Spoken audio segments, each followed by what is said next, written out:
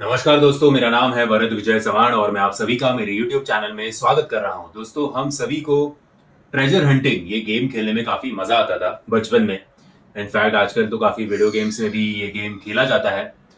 ऐसे काफी सारे जन हैं जो रियल लाइफ में खजानों को ढूंढना उनका एक पैशन होता है। काफी सारे जन ऐसे मानते भी है कि उनके एंसेस्टर्स ने कहीं ना कहीं उनके घर में या फिर किसी और जगह पर एक छुपा खजाना रखा हुआ है, और अगर हम उस छुपे खजाने को ढूंढ निकालते हैं तो हम भी रातों रात अमीर हो जाएंगे और हमें किसी भी प्रकार की मेहनत करने की जरूरत नहीं है। लेकिन कोई कोई लोग ऐसे होते हैं जो वाकई में इस ये खजाने को ढूंढने के लिए काफी एक्सट्रीम लेवल तक जाते हैं। उन्हें ऐसे लगता है कि जंगलों में या मंदिरों में या ऐसे काफी जगह पे जिसका एक बड़ा इतिहास है, वहां पे जरूर कुछ ना कुछ छुपा खजाना होगा। इसीलिए वो खुद का टाइम, खुद के पैसे ये सब खर्च करके उस खजाने को ढूंढने निकल पड़ते हैं। आज की कहानी है ऐसी एक शख्स की जिसको खजाना ढूंढने का काफी शौक था। पेशे से एक फोटोग्राफर था, लेकिन फोटोग्राफर से उसे मजा नहीं आ रहा था, या फिर उसे जो ऐशो आराम की जिंदगी जीनी थी वो जी नहीं पा रहा था। इसलिए उसे लगता था कि एक बार कोई तो एक खजाना मिल जाए तो उसकी लाइफ जो है वो बन जाएगी। उसने खुद के जिंदगी का काफी साल ऐसे खजाना ढूंढने में निकाल दिया। उसे छुपा हुआ खजाना तो एक भी नहीं मिला। फिर उसने सोचा कि छोड़ो यार, छुपा खजाना बंद करो और हमारे आंखों के सामने जो खजाना हमें दिखता है उस पर नजर रखते हैं, उसे लूटने की कोशिश करते हैं। और वो खजाना था उस समय की जनरल सोसाइटी बैंक। फ्रांस की ये कहानी है। 19 जुलाई 1976 की ये बात है। ये जनरल सोसाइटी बैंक जो है वो काफी एक पुराने इमारत का लुक उस बैंक का था। वो बैंक इस प्रकार से डिजाइन किया गया था कि बैंक की सिक्योरिटी के लिए ज्यादा ह्यूमन पावर की जरूरत ही ना पड़े। यानी कि बैंक में सिर्फ एक बड़ा दरवाजा था। वो दरवाजा का तकरीबन 20 टन का होगा। बैंक में एक भी विंडो नहीं थी, ना कोई रोशनदान था। बैंक की दीवारें जो है वो भी लोखंड से बनाई गई थी। सो बैंक के अंदर जाने के लिए और बैंक से बाहर आने के लिए केवल वो 20 टन का दरवाजा ही आप पार कर सकते हो। बाकी बैंक के अंदर क्या चल रहा है, बाहर क्या चल रहा है, इस बात की आपको कोई जानकारी नहीं मिलेगी, क्योंकि बैंक में किसी भी प्रकार का कोई आउटलेट नहीं है सिवाय उस दरवाजे को छोड़ के। तो 19 जुलाई 1976 को बैंक के कर्मचारी, अभी समझो कि बैंक 9 या 10 बजे ओपन होता है, तो बैंक के कर्मचारी आ गए। 2-3 कर्मचारियों को चाबी दी जाती थी। उस चाबी के कॉम्बिनेशन से ही ये 20 टन का दरवाजा जो है वो खुल जाता था। 2-3 चाबियां डाली गई, कॉम्बिनेशन जो है वो एज यूजुअल डाल दिया गया, लेकिन 5-10 मिनट हो गए, ये दरवाजा खुल ही नहीं रहा था। बैंक के अन्य कर्मचारी भी आ गए। बैंक के कस्टमर्स भी आहिस्ते आहिस्ते बैंक के बाहर जमा होने लगे, क्योंकि ये 1976 की बात है कि अगर आपको बैंक के रिलेटेड कोई भी काम हो तो आपको बैंक में जाकर ही करना पड़ता था। आज के जैसे नहीं है कि एटीएम में जाओ या पिन कार्ड नंबर चेंज करना है या कुछ हमारे स्टेटमेंट्स देखने हैं या इंटरनेट बैंकिंग से जो कुछ सुविधा आपने मिलती है उस समय पे तो नहीं मिलती थी। उस समय छोटे से छोटा और बड़ी से बड़ा काम बैंक का रिलेटेड कोई भी होगा तो आपको बैंक में ही जाकर करना पड़ता था। इसलिए बैंक के कस्टमर्स जो है वो काफी टाइम से बाहर खड़े थे। 10-15 मिनट हो गए, ये लोग वो चाबी के साथ लगे हुए, लेकिन चाबी जो है वो दरवाजा जो है वो खुल नहीं रहा था। तो बैंक के कर्मचारियों को लगा कि इस दरवाजे को जिसने डिजाइन किया है उस कंपनी को बुलाते हैं, उस कंपनी को कांटेक्ट करते हैं, क्योंकि ऐसे पहले 2-3 बार हुआ था कि ये दरवाजा जो है खुल नहीं रहा था। और फिर जिस कंपनी ने ये दरवाजे को डिजाइन किया था उस कंपनी के कर्मचारी वहां पे आ गए और उन्होंने खुद की टेक्निक से वो दरवाजा खोल दिया। वो कंपनी को कांटेक्ट किया गया, कंपनी ने अपने आदमियों को भेजा। आदमी जो खुद खुद की टेक्निक लगाते हैं, जो उन्हें सीख मिलती है कि ऐसे समय पे किस प्रकार से वो दरवाजा खोला जाए, जो उन्हें ट्रेनिंग दी थी वो सारी ट्रेनिंग वो ट्राई कर चुके थे। लेकिन पहले जो 15-20 मिनट का समय हो चुका था वो अभी आधा घंटा, 1 घंटा, 2 घंटा, 3 घंटे बीत गए, लेकिन ये बैंक का दरवाजा कुछ खुल नहीं रहा था। अभी कस्टमर भी परेशान, स्टाफ भी परेशान, कंपनी वाले भी परेशान कि अभी क्या करें, बैंक के दरवाजे को इतना क्या हो गया है कि अंदर से खुल नहीं रहा है, और अंदर क्या सिचुएशन है, अंदर जाने के लिए और कोई रास्ता ही नहीं है। अगर अंदर जाना है तो केवल हम इस दरवाजे के थ्रू ही जा सकते हैं। तो सोचा गया कि चलो अभी एक ड्रिलिंग मशीन लाते हैं और दरवाजे के अंदर इतना बड़ा होल ड्रिल करते हैं कि जिसके थ्रू एक हाथ अंदर जा सके, और हाथ अंदर जाने के बाद अंदर से जो दरवाजे का लॉक है वो खोला जाए। तो उतना बड़ा होल बनाया गया। उसके लिए फिर अपना समय जो लगता है वो लगा। होल बनाने के बाद, क्योंकि 20 टन का मजबूत दरवाजा था, तो होल बनाने के लिए भी काफी समय लगा। होल बनाने के बाद अंदर हाथ डाला गया। अंदर हाथ डालने के बाद जिस आदमी ने अंदर हाथ डाला था उसे इस बात ये फील करके वो काफी शॉक में हुआ कि अंदर से जो लॉक है वो जैम किया गया है, और जो नॉर्मल लॉक का डिजाइन होता है उससे थोड़ा हटकर कुछ तो उसको हाथ को महसूस हो रहा था कि जैसे कि इस लॉक के साथ अंदर से किसी ने तो छेड़खानी की है, और इसकी वजह से ये लॉक जो है वो खुल नहीं रहा। तो थोड़े बैंक वाले भी परेशान हो गए कि ये मामला सिर्फ टेक्निकल माल फंक्शन का नहीं है, ये शायद उससे कुछ ज्यादा हो सकता है। तो पुलिस को भी इन्फॉर्म कर दिया गया। पुलिस आई, अभी अंदर जाने के लिए और कोई रास्ता ही नहीं है, तो सोचा गया कि चलो अभी दरवाजा ट्राई किया। अभी दीवार के थ्रू, दीवार में एक बड़ा खड्डा बनाकर एक आदमी अंदर जा पाए, इतना बड़ा खड्डा बना लेते हैं, जो आदमी अंदर जाएगा वो अंदर से दरवाजा खोलेगा और देखेगा कि क्या सिचुएशन। तो अभी ये दीवार तोड़ने के लिए भी काफी समय लगा, क्योंकि मैंने आपको पहले कहा था वीडियो के कि ये दीवार जो है वो लोखंड की बनाई गई थी।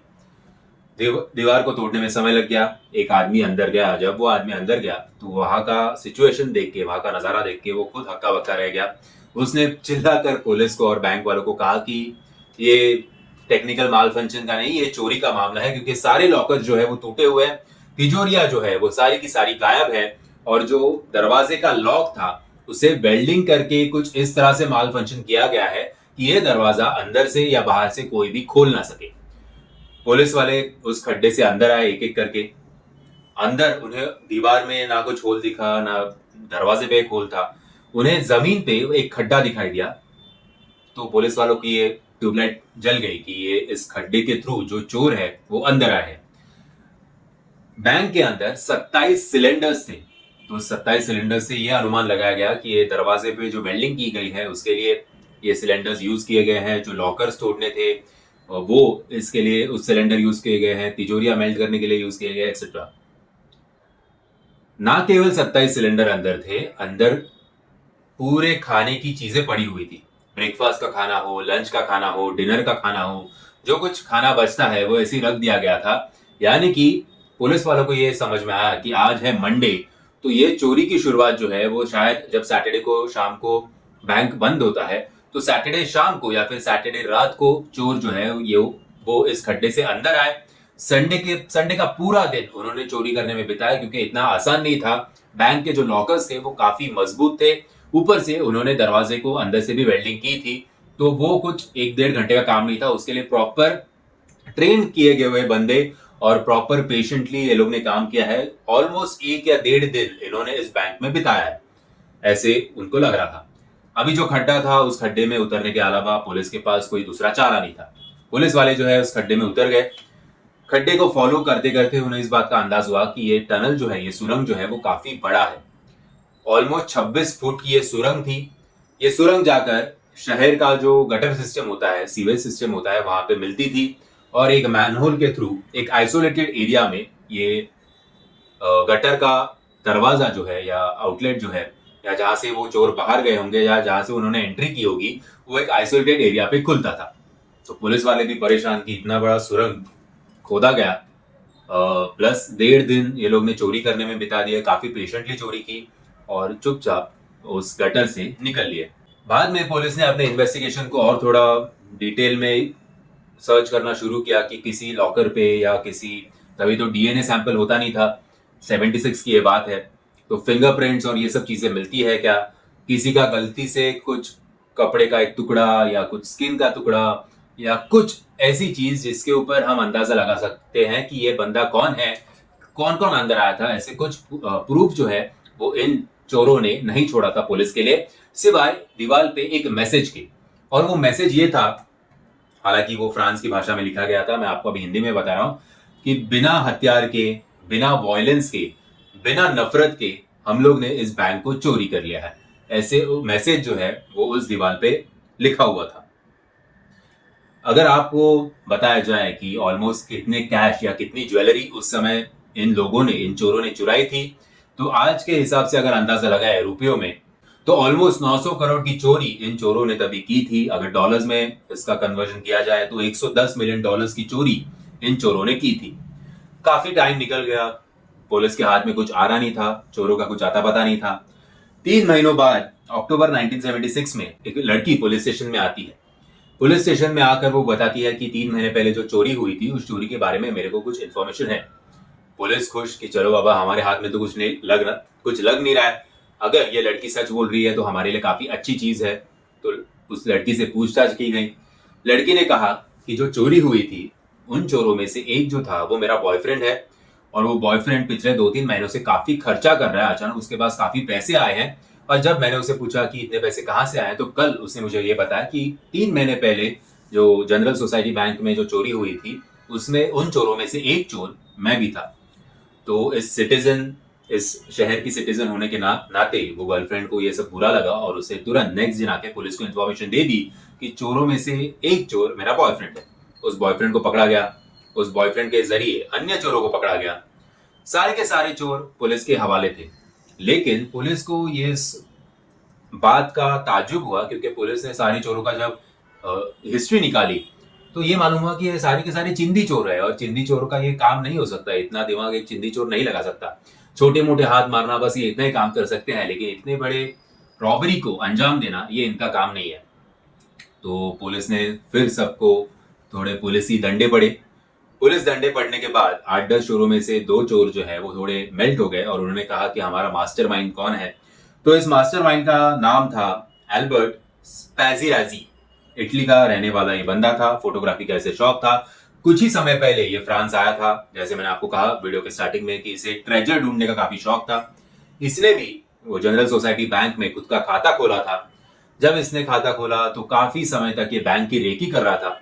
इसे इस बात का ताजुब हुआ कि बैंक की सिक्योरिटी के लिए ना वॉचमैन है ना कुछ, सिर्फ बैंक किस पर निर्भर है तो 20 टन के दरवाजे के ऊपर और लोखंड की दीवारों के ऊपर। बाकी इस बैंक में कुछ वे आउट नहीं है, सीसीटीवी और ये सब चीजें तो अभी होती नहीं थी। इसे लगा कि शायद सिक्योरिटी अलार्म अंदर हो, तो इसने क्या किया, एक लॉकर जो है वो लॉकर खुद के नाम पे कर लिया। उस लॉकर में इसने 2-3 घड़ियां रख दी और उस घड़ियों का अलार्म जो है वो रात को 2 या 3 बजे इसने सेट किया। एक दिन गया, वो अलार्म हुआ होगा, घड़ियां ऑटोमेटिकली बंद हुई होगी। दूसरे दिन ये बैंक में आकर देखता है कि कुछ स्टाफ जो है वो अलर्ट मोड पे है क्या, कि रात को यहाँ पे कुछ सिक्योरिटी अलार्म बजा, क्योंकि वो इसने जो 2-3 घड़ियां रखी थी उसका अलार्म ट्रिगर होने के कारण। लेकिन वैसे कुछ हो नहीं रहा था, सारे स्टाफ वाले नॉर्मल थे। तो इस बात की भी इसे जानकारी मिल गई कि ओके, तो यहाँ पे कुछ सिक्योरिटी का चीज है नहीं। अब इसने सोचा कि ट्रेजर ढूंढने से अच्छा है इस ट्रेजर को लूटो, और क्योंकि आराम से अगर प्लान करे तो बिना पकड़े गए हम आराम से इस चोरी को अंजाम दे सकते हैं। इसलिए एक बार ये अल्बर्ट जो है वो फेक इंजीनियर बनकर वहां के म्यूनिसिपल कॉर्पोरेशन में गया और उस बैंक की और शहर के गटर सिस्टम की सारी ब्लूप्रिंट्स उसने निकाल ली। ब्लूप्रिंट्स का उसने अच्छी तरह से रिसर्च किया, तब जाके उसे मालूम पड़ा कि बैंक के तकरीबन 26 फुट दूर एक सीवेज सिस्टम है, एक पाइपलाइन है, जहां पे एंटर कर हम सुरंग बना सकते हैं और उस सुरंग के थ्रू हम बैंक में एंटर कर सकते हैं। तो फिर इसने शहर में खुद की जान पहचान बनाई, सब चिंदी चोरों के साथ इसने दोस्ती कर ली, उन्हें शराब पिलाने लग गया। शराब पिलाने के बाद आहिस्ते आहिस्ते जब उनका कॉन्फिडेंस हासिल हुआ तब उसने अपना प्लान जो है वो इन चिंदी चोरों को बता दिया और उन्हें इतना बड़ा सपना भी दिखाया कि तुम इन छोटी मोटी चोरियों से क्या कमा लोगे, मेरे साथ मिलकर एक हाथ मारो, जिंदगी भर ऐश ही ऐश करोगे। चोरों को वही चाहिए था, तो चोरों ने भी हाँ कर दी। तकरीबन 2 महीनों तक ये सुरंग जो है वो खोदने में इन 7-8 जनों को लग गए। 2 महीने भी इसलिए क्योंकि दिन के समय ये सुरंग को खोदा नहीं जा सकता था। रात के 11-12 बजे से लेकर सुबह 5-6 बजे तक ही सुरंग खोदने का काम जो है वो तकरीबन 2 महीनों तक इन्होंने किया था। फिर सुरंग खोद के होने के बाद ये लोग ने सोचा कि चलो अभी सैटरडे ये वीक का जो आएगा तभी हम चोरी करेंगे, जब ये बैंक सैटरडे शाम को बंद हो जाएगी। अगर सैटरडे 5-6 बजे बैंक बंद होती है तो इन्होंने तय किया कि बैंक में एंटर करने का सही समय होगा रात के 10 बजे। रात के 10 बजे वो खड्डे के थ्रू ये लोग बैंक में एंटर कर देते हैं। एंटर करते ही सबसे पहले दरवाजे को है जो वेल्डिंग करके उसको पूरी तरह से तोड़ मरोड़ देते हैं ताकि वो दरवाजा ना अंदर से ना बाहर से कोई खोल सके। और बाय चांस आज रात को या कल संडे होने के बावजूद अगर कोई बैंक का मैनेजर हो या स्टाफ मेंबर हो, कोई अंदर आना भी चाहे तो वो अंदर आ ना सके और इन्हें जो है वो वहां से एस्केप करने के लिए टाइम मिल सके। तो इसलिए दरवाजे को लॉक कर दिया गया।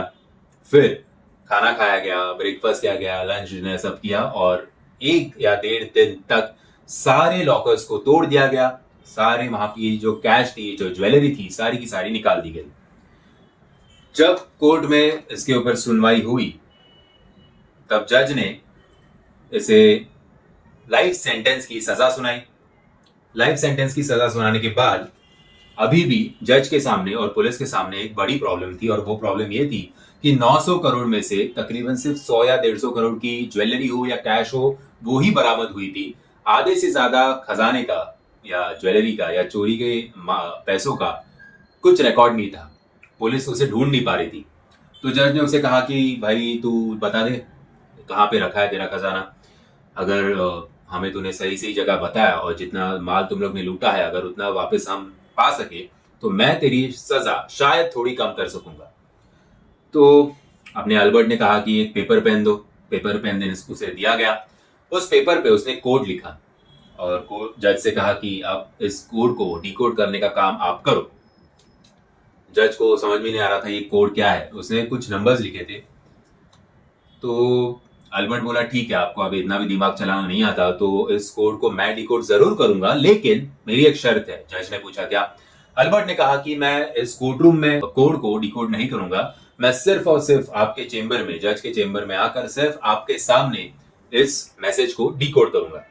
जज के पास और कोई चारा था नहीं। जज ने उसकी शर्त मान ली। अब चेंबर में जज और उसके सामने वो अल्बर्ट, ये दोनों बैठे हुए थे। अल्बर्ट एक एक करके समझाने में लग गया कि ये कोड आखिर है क्या।